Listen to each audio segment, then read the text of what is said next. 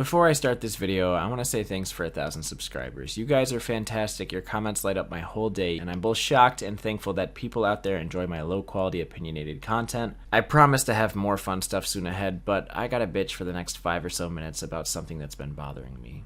So a couple days ago, Nintendo dropped a surprise Fire Emblem announcement. A first for Fire Emblem fans, but what could that be, a good game? Out of nowhere, they translated all of the first Fire Emblem game on NES and are localizing it for the series anniversary. Bold move considering how poorly Shadow Dragon sold on the DS, but that was also a rough endeavor for Intelligent Systems. Anyway. Yes, for only $6 USD, you can be the proud owner of Fire Emblem Shadow Dragon and the Blade of Light, or for $50, some cool knickknacks alongside it, but act fast because this game is only available until March 31st. What the fuck, Nintendo? When they announced that Mario 3D All-Stars would be available for a limited time, it didn't bother me too much because these games are available elsewhere. Super Mario 64 can be played on several consoles, Galaxy on Wii and Wii U, and Sunshine on a GameCube, not to mention, in the eventual time of April 2021, if you did end up missing out, at least there are still physical copies in existence. I have no doubt that they'll probably go up in price on places like eBay or Mercari, but they're still out there, and if you really wanted to, you could buy the game secondhand. But Shadow Dragon is being released only digitally, meaning after March 31st, if you wanted this game, you are screwed. You have a little less than 4 months. And that begs the elephant-shaped question in the room. Why sell it temporarily? Why put time and effort into a product and purposefully incapacitate your potential market? Well, I've got a theory. For one, and in the lowest sense of decency, Nintendo could be creating an artificial scarcity.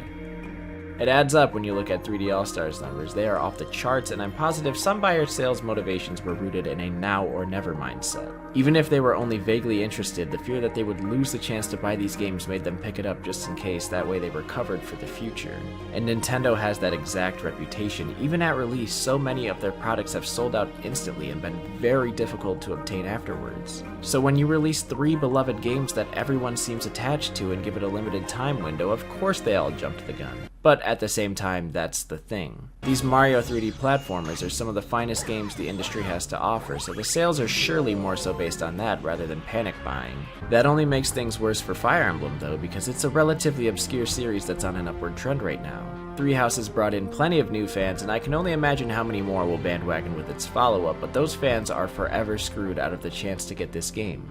And it's no Mario, so it won't sell nearly as many copies. Demand will be high and supply will be impractical because it's a digital game for like the 4th time. Sure, you can buy the remake on the DS with its funky graphics, or just play a translation patch, but this is something more novel for fans. They even added all these fun little bonus features to the game, and the special edition is the stuff of dreams. So again, why bother doing all this localization work and semi-modernizing of the game if you only plan to sell it for a couple months, other than to inflate interest and drive up sales? And while we're in theory mode here, why not bring up Super Mario All-Stars from 2010? Nintendo did the exact same thing a decade ago, re-releasing All-Stars for the SNES on Wii to celebrate Mario's 25th anniversary. Only this too was supposed to be a limited release, but 5.5 years later they brought it back as a Nintendo Select, meaning that all the people who rushed to buy it at launch were left looking like idiots, me included. So then who's to say Nintendo won't do this again, claiming their product is only available until March of 2021, but then a few years down the line going back on their word and distributing it again. That's only my theory though. Really what scares me with all of this are the long-term implications. Because the second they showed this scene in the trailer, my mind hopped to the only other time I had witnessed a screen resembling this image, and that screen is this one right here. Super Smash Bros. Brawl was released in 2008 before Mother 3 was released in the West. Actually, Super Smash Bros. For Wii U and 3DS and Ultimate were also released before Mother 3 came out in the West because this game has never come out officially.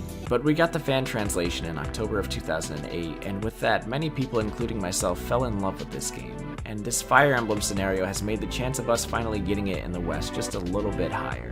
After all, they did it with the first game in 2015, not to mention Mother 3 also has a 15th anniversary next year. But I swear to God, Nintendo, I love Fire Emblem, clearly. Like, Fire Emblem Radiant Dawn is one of my favorite games of all time, but Mother 3 is my favorite game, period. And if they plan to make a game we have begged for 15 years, available for only 6 months, well then I'm probably going to buy a lot of copies of it so I can disperse it evenly among my friends, but I'm going to be really mad about it. That's probably all just wishful thinking though. I'm jaded and it feels like Nintendo will always deprive us of this game. But hey, guess what else has an anniversary next year? Yeah, that. And has Nintendo ever made a Zelda game available for a limited time? Yeah, that.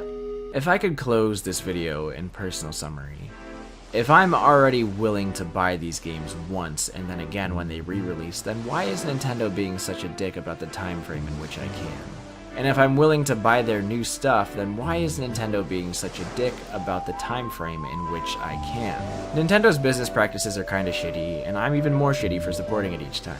They know their value, and they know idiots like me will continuously cough up the money for stuff like this. That's the summary of this video. I'm fucking stupid. Have a good night.